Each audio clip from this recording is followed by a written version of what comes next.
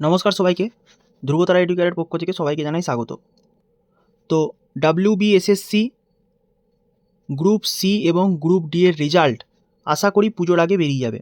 আশা করি পুজোর আগে বেরোবে, এবং যেহেতু ওনাদের তরফ থেকে সুপ্রিম কোর্টে এমএ ফাইল করা হয়েছে 31শে মে পর্যন্ত, ওটাকে এক্সটেনশন করার কথা বলা হয়েছে। তো কবে নাগাদ নিয়োগ প্রক্রিয়া সম্পন্ন হবে পুরোপুরি সেটার নিয়ে যথেষ্ট ডাউট থাকছে। তো রেজাল্টটা আমরা আশা করছি যে পুজোর আগেই বেরিয়ে যাবে। এবারে জানি না কি হবে, কতদূর কি এগোবে। আমরা তো চাইবো যত তাড়াতাড়ি কিন্তু নিয়োগ প্রক্রিয়া সম্পন্ন হয়। তো সেক্ষেত্রে আজকে একটা বিষয় নিয়ে আলোচনা করব যে সেভেন্থ পে কমিশনের পর সেভেন্থ পে কমিশন লেগে যাবে আশা করি খুব তাড়াতাড়ি। রিসেন্ট একটা বিজ্ঞপ্তি দিয়েছে, সেই বিজ্ঞপ্তিতে কিভাবে কি নিয়োগ নির্ধারণ নিয়ম নির্ধারণ সূচি হবে সেটা নিয়ে কিন্তু বলা রয়েছে। সেই বিজ্ঞপ্তিটা আমি পড়েছি এবং পড়েই কিন্তু ভিডিওটা বানাচ্ছি। তো সেই বিজ্ঞপ্তিতে কি আছে সেটা আমি আর এখানে বলছি না। আমি একদম তোমাদের এসএসসি মেনলি আজকে অনেকেই বলছিলে যে WBSSC গ্রুপ ডি এর বেতনটা সেইটা কত বাড়তে পারে সেভেন্থ পে কমিশনের পর, সেটা নিয়ে ভিডিও বানাতে বলছিলে। তো সেই জন্যই কিন্তু ভিডিও। আর একটা কথা, WBP কনস্টেবলের যে রেজাল্ট আছে সেটা নিয়ে কিন্তু কোনো চ্যানেলে ভিডিও আসবে না, কেননা সবারই মন খারাপ, সাথে আমারও মন খারাপ, ছাত্রছাত্রীদের মন খারাপ। তো সেক্ষেত্রে কিন্তু কোনো ভিডিও আসবে না। এই ধ্রুবতারা এডুকেয়ার চ্যানেল কিন্তু কোনো সেন্টিমেন্ট নিয়ে খেলার কিন্তু চ্যানেল নয়, এটা আমি আগেও বলেছি, আবারও বলছি। তো একটা কথা, আজকে যে আমি ফিটমেন্ট ফ্যাক্টর বা বেতন সংক্রান্ত যে সমস্ত কথাগুলো বলবো, অনেক বিজ্ঞ ব্যক্তিরা কিন্তু এখানে কমেন্ট করতে চলে আসবে। তো কেউ কিন্তু কমেন্ট করবে না, না জেনে শুনে কিন্তু কেউ কমেন্ট করবে না। যদি কেউ উল্টোপাল্টা কমেন্ট করে থাকো তার বিরুদ্ধে কিন্তু লিগ্যাল অ্যাকশন নেওয়া হবে, বলে দিচ্ছি। আমি এখানে যে তথ্যগুলো দিচ্ছি সেগুলো কিন্তু যথেষ্ট রিসার্চ করে এবং যথেষ্ট জেনে শুনে যথেষ্ট ঘেঁটে ঘাঁটেই দিচ্ছি। আমি কিন্তু সেই সমস্ত তথ্যগুলো যথেষ্ট রিসার্চ করে এবং যথেষ্ট তথ্যগুলো জোগাড় করেই কিন্তু তোমাদেরকে দিচ্ছি। আমি কিন্তু না জেনে বানিয়ে তোমাদেরকে কিন্তু কোনো কথা বলছি না। তো বেশি কথা না বাড়িয়ে আমি কিন্তু ডাইরেক্ট একদম ভিডিওতে চলে যাচ্ছি। দেখো, এখন এসএসসি যে গ্রুপ ডি, সেই এসএসসি গ্রুপ ডির বেসিক পে, যেটা বেসিক পে আছে, সেই বেসিক পে আছে 17,000 টাকা। সেই বেসিক পে কিন্তু রয়েছে 17,000 টাকা। আমি এর আগে একটা ভিডিও বলেছিলাম এবং সেটা কিন্তু 1 বছরের হিসেবে আমি কিন্তু করেছিলাম। যাই হোক, তো সেটা হচ্ছে 17,000 টাকা।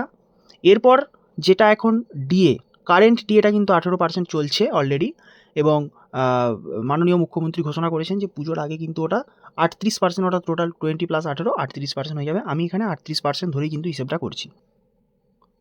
তো মাননীয় মুখ্যমন্ত্রী ঘোষণা করেছেন যে ডিএটা আরও 20% অ্যাড হয়ে সেটা কিন্তু টোটাল 38% হয়ে যাবে। তো সেক্ষেত্রে ডিএটা তোমাদের হয়ে যাবে 38% হয়ে যাবে 6,460 টাকা। এটা ডিএটা 38% হয়ে গেলে কিন্তু এটা হয়ে যাবে। এরপর যেটা এইচআরএ, সেই এইচআরএটা আছে 12%। সেই এইচআরএটা 12% আছে, সেটা হচ্ছে 2,040 টাকা। 2,040 টাকা এইচআরএ, এবং এমএ অর্থাৎ মেডিকেল অ্যালাউয়েন্স যেটা, সেটা কিন্তু 500 টাকা। তাহলে টোটাল এখানে দাঁড়িয়ে যাচ্ছে, এখন যেটা গ্রস স্যালারি দাঁড়িয়ে যাবে সেটা কিন্তু 26,000 টাকা। সেটা গ্রুপ ডি এর কিন্তু 26,000 টাকা যদি এখনই কেউ জয়েন করে নেয় অক্টোবরের পর, সেখানে কিন্তু তার গ্রস স্যালারি 26,000 টাকা হয়ে যাবে। এবারে এটা বলার কারণ হলো, যখন সেভেন্থ পে কমিশনটা লাগু হবে তখন কেন্দ্রের সাথে যেটা বকেয়া ডিএ আছে, অর্থাৎ বকেয়া ডিএ বলতে কেন্দ্রের সাথে যে ডিএর ফারাকটা আছে, কেন্দ্রের এখন 60% এবং রাজ্য অক্টোবর থেকে দিচ্ছে 38%, তাহলে এখনও 22%-এর ফারাক থাকছে। তাহলে সেই 22%-এর ফারাকটা মিটিয়ে কিন্তু সেভেন্থ পে কমিশন গঠন করতে হবে, তার আগে কিন্তু গঠন করতে পারবে না। ভালো করে বোঝার চেষ্টা করো, ডিএ যেটা এখন 38% চলছে, সেখানে এখনও 22% বকেয়া আছে। সেই 22%টা মাননীয় মুখ্যমন্ত্রী বলেছেন যে ধাপে ধাপে মিটিয়ে দেবেন। তো সেইটা মিটিয়েই কিন্তু নতুন সেভেন্থ পে কমিশন চালু হবে, কেননা বেসিক পের সাথে ডিএটা মার্চ করেই কিন্তু নতুন পে কমিশন চালু হয়। সেটা আমরা সিক্সথ পে কমিশনের ক্ষেত্রেও কিন্তু দেখেছিলাম, 125% ডিএটা মার্চ হয়ে কিন্তু তারপরে সিক্সথ পে কমিশন চালু হয়েছিল 2020 সালের জানুয়ারি থেকে বা ফেব্রুয়ারি থেকে, খুব সম্ভবত একটা। এবারে ব্যাপারটা হচ্ছে, আমি তাহলে এখন যেটা ডিএ চলছে 38% অক্টোবর থেকে যেটা ডিএ চলবে, সেটাকে আমি 60% ধরেই কিন্তু এখানে এগোবো, কেননা 60% ডিএটা মিটিয়ে কিন্তু পে কমিশন চালু করতে হবে। তাহলে ডিএটা যদি 60% হয়ে যায়, তখন সেটা ডিএটা 60% মানে 10,200 টাকা কিন্তু ডিএটা 60% হয়ে যাবে। এরপর যেটা এইচআরএ, যেটা এইচআরএ 12%ই থাকছে। এইচআরএ 12% হচ্ছে 2,040 টাকা, এবং মেডিকেল অ্যালাওয়েন্স থাকছে 500 টাকা। তাহলে এখানে টোটালটা আমার দাঁড়িয়ে যাচ্ছে 29,740 টাকা। 29,740 টাকার মতো কিন্তু তখন গ্রস স্যালারিটা কিন্তু দাঁড়িয়ে যাচ্ছে গ্রুপ ডি এর ক্ষেত্রে। এবারে যেটা ব্যাপার, পে কমিশন কিভাবে লাগু হয়? দেখো, পে কমিশনটা লাগু হয় বিভিন্ন রকমের ইউনিট থাকে। ইউনিটটা কিসের উপরে ভিত্তি করে হয়? যে একটা পরিবারের ন্যূনতম সদস্য ধরা হয় 4 জন, এবং সেই 4 জন সদস্যের কত গ্রাম চাল লাগছে, কত গ্রাম ডাল লাগছে, প্রত্যেক দিনের একটা হিসেব, খরচের হিসেব করে সেখানে কিন্তু বিভিন্ন রকমের ক্যালকুলেশন করে ফিডমেন্ট ফ্যাক্টরটা বানানো হয়। ফিডমেন্ট ফ্যাক্টরটা বিভিন্ন রকমের যে ক্যালকুলেশন থাকে, বিভিন্ন রকমের ইউনিট ধরে ওখানে নোটিফিকেশনে সমস্ত কিছু দেওয়া থাকে, সেইগুলো কিন্তু ধরে করা হয়। সেইভাবেই কিন্তু ফিডমেন্ট ফ্যাক্টরটা করা হয়। এবারে একটা ফিডমেন্ট ফ্যাক্টর দেওয়া হয় কমিটির তরফ থেকে, যে কমিটি তৈরি হয় সেই কমিটির তরফ থেকে দেওয়া হয়। তারপরে যে সমস্ত কর্মী সংগঠনগুলো আছে, সেই সমস্ত কর্মী সংগঠনগুলো সেটাকে যাচাই করে দেখে, যদি তাদের মনোপুত হয় ভালো, নাহলে তারা আবার একটা ফিডমেন্ট ফ্যাক্টর তৈরি করে দেয়। তারপর কমিটির সাথে একটা আলোচনা করে, সরকারের সাথে আলোচনা করে একটা ফিডমেন্ট ফ্যাক্টর কিন্তু তৈরি করা হয়। এটাই হচ্ছে মেন কথা, এবং এটাই হয়ে আসছে। তো এবারে যে এসএসসি গ্রুপ ডি, যেটার বেসিক পে, যেটার 6th পে কমিশনে ন্যূনতম বেসিক পে ছিল 17,000 টাকা। কেন্দ্রের একটা বেসিক পে ছিল, সেটা কেন্দ্রের বেসিক পেটা খুব সম্ভবত 18,000 বা 17,700 এরকম কিছু একটা ছিল। 18,000 ছিল, 18,000 কেন্দ্রের, আর রাজ্যের হচ্ছে 17,000 টাকা। কেননা কেন্দ্রের যে ন্যূনতম শিক্ষাগত যোগ্যতা সেটা কিন্তু 10th পাস হয়, আর আমাদের রাজ্যের ক্ষেত্রে সেটা 8th পাস কিন্তু ন্যূনতম যোগ্যতা ছিল। সেই জন্য সেখানে রাজ্যের ছিল 17,000 টাকা, কেন্দ্রের ছিল কিন্তু 18,000 টাকা। এই সমস্ত কথাগুলো কিন্তু আমি দায়িত্ব নিয়ে জেনে শুনেই বলছি, কেউ কিন্তু বিজ্ঞ ব্যক্তি এখানে কিন্তু কমেন্ট করতে আসবে না। আচ্ছা, এরপর এসএসসি গ্রুপ ডি এর ক্ষেত্রে যদি আমি 60% ধরেই ধরি, যে 60% সরকার তখন মিটিয়ে দিল টোটাল, তারপরে ফিডমেন্ট ফ্যাক্টরটা হবে, তাহলে কিন্তু এই 60% অর্থাৎ 17,000-এর 60% 10,000 যে 200 টাকা, সেই 10,200 টাকাকে যোগ করলে আমার এখানে হচ্ছে 27,200 টাকা। এই 27,200 টাকার উপরে কিন্তু আমাদের ফিডমেন্ট ফ্যাক্টরটা হবে। ফিডমেন্ট ফ্যাক্টর বলছি মানে এর সাথে ফিডমেন্ট ফ্যাক্টরটা গুণ হবে। তাহলে আমার মূল বেসিকটা কত দাঁড়িয়ে গেল? আমার মূল বেসিকটা দাঁড়িয়ে গেল 27,200 টাকা। 27,200 টাকা মূল বেসিক দাঁড়িয়ে গেল। এবারে ফিডমেন্ট ফ্যাক্টর কত হবে দেখো, কেউ জানে না। ফিডমেন্ট ফ্যাক্টর কত হবে কেউ জানে না। কখনো কখনো শোনা যাচ্ছে ফিডমেন্ট ফ্যাক্টর 1.5 হতে পারে, 1.9 হতে পারে, 2.5 হতে পারে। যেমন 6th পে কমিশনের ক্ষেত্রে সেখানে কিন্তু 2.57 খুব সম্ভবত হয়েছিল আমার যতদূর মনে পড়ছে। তো সেক্ষেত্রে এটা কিন্তু হতে পারে, সেখানে 125% ডিএ কিন্তু মার্জ হয়েছিল। 125% ডিএ মার্জ হয়ে কিন্তু তারপরে সেটার নতুন পে কমিশন চালু হয়েছিল। তো আমি এখানে দুটো সম্ভাব্য ধরবো। আবারও বলছি, এখনও কিন্তু ফিডমেন্ট ফ্যাক্টর কেউ জানে না যতক্ষণ না কিন্তু ক্যালকুলেশনগুলো হয়। এগুলো কিন্তু অনেক কিছু ক্যালকুলেশনের উপর নির্ভর করে।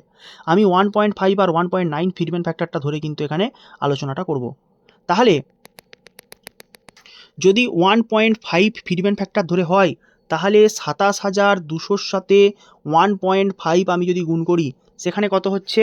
সেখানে প্রায় 40,800 টাকার মতো কিন্তু ফিডমেন্ট ফ্যাক্টরটা হয়ে যাচ্ছে। 40,800-র মতো কিন্তু সেখানে বেসিক পেটা দাঁড়িয়ে যাচ্ছে। এরপর এখানে এইচআরে আছে। আচ্ছা, আরেকটা কথা, পে কমিশন চালু হওয়ার পর কিন্তু ডিএটা জিরো হয়ে যায়। ডিএটা আবার জিরো হয়ে যায়, তখন কিন্তু ডিএ পাবে না। এবারে সরকার যখন ডিএ দেবে, সেখানে নোটিফিকেশানে যেরকম লেখা থাকবে, যদি লেখা থাকে ভালো, আর যদি না লেখা থাকে তাহলে কিন্তু সরকার যখন দেবে তখনই নিতে হবে। এইচআরে এবারে হয়তো 15% করে দিল, 15% করে দিল, কেননা আগের বারে 12% ছিল। সরি, 5th পে কমিশনে সেটা কিন্তু 15% ছিল, 6th পে কমিশনে সেটা হয়ে গেল 12%, কমিয়ে দিয়েছিল সরকার। এখানে কি হবে? এখানে 15%, আশা করি 15%-এর বেশি হবে। এবারে যদি 15% হয়, তার সাথে এইচআরে যুক্ত হবে। মেডিকেল অ্যালাউন্স হয়তো 500 টাকার জায়গায় 1,500 টাকা দিতে পারে, বা 2,000 টাকা করতে পারে। সেই সমস্তগুলো নিয়ে গ্রস স্যালারিটা তোমার দেখা যাবে প্রায় 46,000 টাকার কাছাকাছি কিন্তু চলে যাচ্ছে।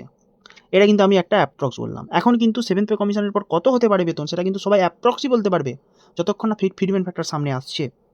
এরপরে যদি 1.9 হয়, সেখানে 1.9 হলে সেখানে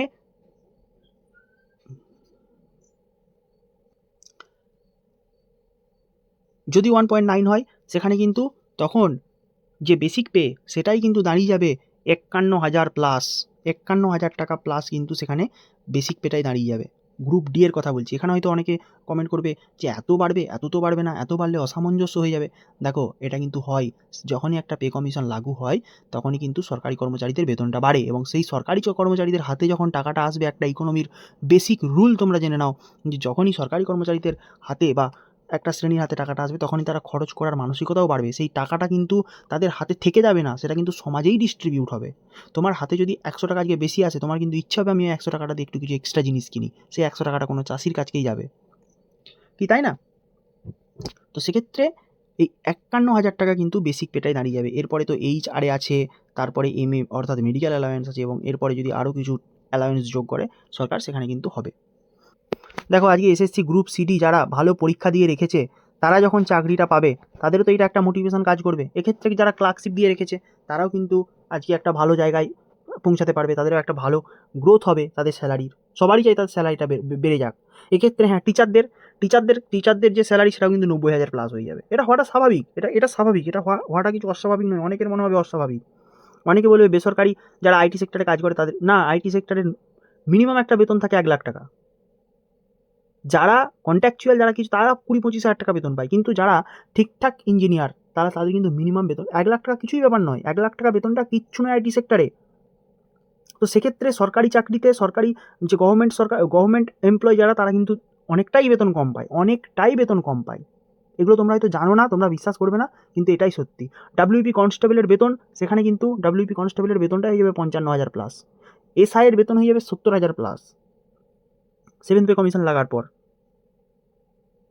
তো এগুলো তোমাদের একটা মোটিভেশান, বেতন স্যালারি সবারই একটা মোটিভেশান হিসেবে কাজ করে। আমরা একটা নির্দিষ্ট একটা সিকিওর স্যালারি পাওয়ার জন্য, আমাদের জীবনটাকে সিকিওর করার জন্যই কিন্তু আমরা গভর্নমেন্ট চাকরি করতে আসি। তো সেক্ষেত্রে এই মোটিভেশানের জন্যই কিন্তু ভিডিওটা বানানো। তো এসএসসি গ্রুপ ডির যে চাকরি, সেটা যে খুব ছোট খুব খারাপ এটাকে ভাবার কোনো দরকার নেই। কোনো কাজই ছোট বড় হয় না, সমস্ত কাজই প্রায় সমান হয়। স্যালারিটা হয়তো কম বেশি হয়, কিন্তু এই স্যালারিটাই কি আজকের দিনে কম? 7th পে কমিশন যদি লেগে যায়, এখনই যে মানুষটা 26,000 টাকা প্লাস বেতন পাচ্ছে, সেটাও তো একটা মধ্যবিত্ত সংসারের কাছে অনেকটাই। যাই হোক, তো আজকে বললাম যে এসএসসি গ্রুপ ডির বেতনটা কত হতে পারে 7th পে কমিশনের পর। আশা করি সবাই বুঝতে পেরেছো, সবাই রিলেট করতে পারবে। এবং ধ্রুবতারা এডুকেয়ারে নতুন হলে অবশ্যই চ্যানেলটা সাবস্ক্রাইব করবে এরকম গুরুত্বপূর্ণ আপডেট এবং গুরুত্বপূর্ণ ভিডিওগুলো পাওয়ার জন্য। ধন্যবাদ সবাইকে। ভিডিওটি ভালো লাগলে অবশ্যই শেয়ার করবে।